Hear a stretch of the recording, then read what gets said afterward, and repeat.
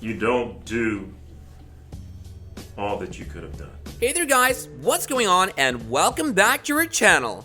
If someone asked you which NBA players do you think have the most money, your answer would most likely be Michael Jordan, Magic, Shaq, LeBron, or maybe Kobe. Everyone knows of those players who are not only superstars, but also very successful businessmen, and this guy whom I'm going to talk about, his business had nothing to do with basketball. This former player has a higher net worth than every other player in the NBA history besides MJ and maybe Magic. Let's talk about the richest NBA player nobody knows about. The name of the richest NBA player is Junior Bridgeman. His net worth is approximately $600 million, which is higher than that of Shaq, LeBron, and Kobe. But unlike the other players that are mentioned, this guy was never even an all-star in his entire NBA career. He was just an average player throughout his career. The most notable part of his career was that he got drafted by the Lakers, and then he was immediately traded to the Milwaukee Bucks as part of a package for Kareem Abdul-Jabbar. So he played in the 1970s and 80s, and the highest salary he's ever earned in the NBA season was only $350,000. Compare that to players' salaries today, and it's ridiculously low. Even if you adjust for inflation, players like James Harden and Steve Curry just recently signed $200 million contracts. So that makes Bridgeman's NBA salary seem like nothing. As a rookie with Milwaukee in 1975 to 1976 under coach Larry Costello, Bridgeman averaged 8.6 points, 3.6 rebounds, and 1.9 assists. In 1976 to 77, Costello was fired by Milwaukee after a 3-15 start, and assistant coach Don Nelson, who had been a player for the 1976 NBA champion Boston Celtics the year before, was hired as the coach. Bridgeman approved, averaging 14.4 points, 5.1 rebounds, and 2.5 assists. Back now. They're not going to give him any easy ones, and that time it paid off. Now what Milwaukee has to do. Nelson and Bridgeman would remain together for the next 8 seasons. After 9 seasons in Milwaukee, on September 29, 1984, Bridgeman was traded by the Milwaukee Bucks with Harvey Catchings, Marcus Johnson, and Cash to the Los Angeles Clippers for Terry Cummings, Craig Hodges, and Ricky Pierce. After spending 2 years in Los Angeles, he returned to Milwaukee for one more season before retiring in 1987.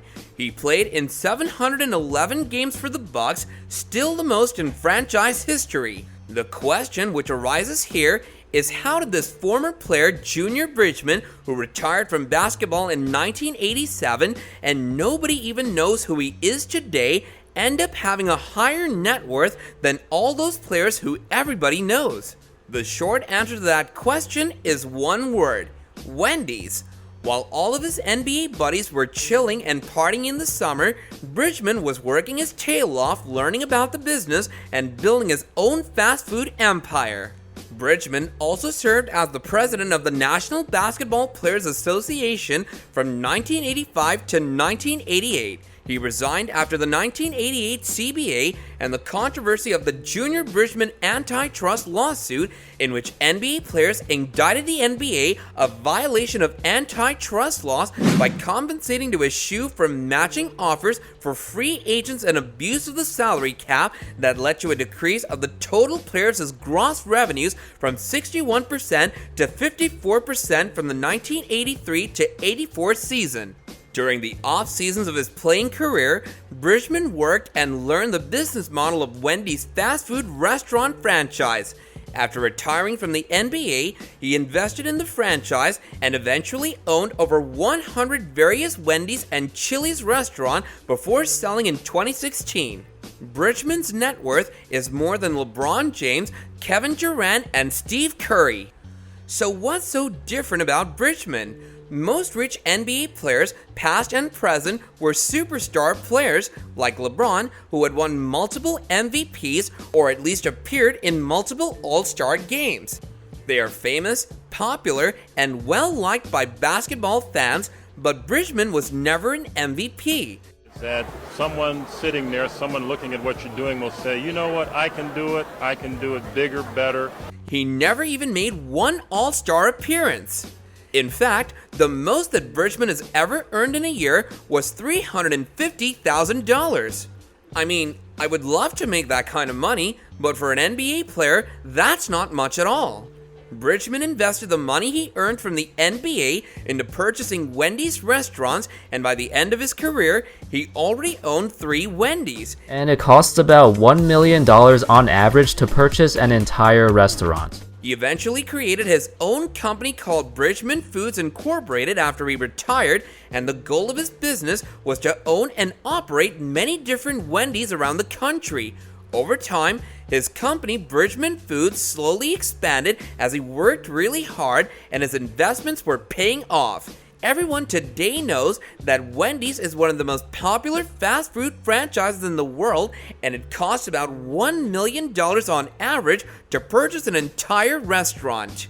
But back in the 70s and the 80s, it was still new and growing, so Bridgeman made an incredibly smart investment, and now he's swimming in cash. He may have had a less than stellar NBA career, but he had the mind of a businessman and investment strategies that will submit the name Junior Bridgeman in the annals of history. When looking back at his early success in the food industry, he would be in the kitchen with his employees and manage the restaurant like it was a basketball team and made sure everyone worked together as one unit. Bridgeman would also frequently hang out with NBA team owners in his younger days, trying to learn everything he could about the business world. He stated that it was an unbelievable education. His ultimate goal was to build a foundation for his family in the future so they would never worry about money again. And over the years, Bridgeman has done exactly that. As of recently, he owns over 160 Wendy's and 125 Chili's restaurants and a bunch of other retail franchises in the Midwest. He worked his way into becoming the second largest Wendy's franchise owner in the United States. He reportedly earns over $530 million in annual revenues and has a personal net worth of over $600 million. And even today, he's still doing business and trying to find the best ways to earn even more. We got the product out to the customers and the business still flows. Recently, he started selling some of his restaurants and signed a major deal with Coca-Cola to become a distributor for the company. And right now, he operates his own Coca-Cola business along with his son.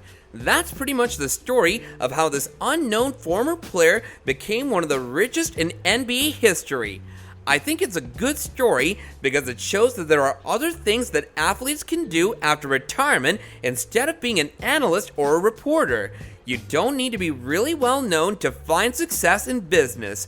According to a 2009 Sports Illustrated article, 60% of NBA players go broke within 5 years after retirement, and it's mainly because some players don't properly manage their finances.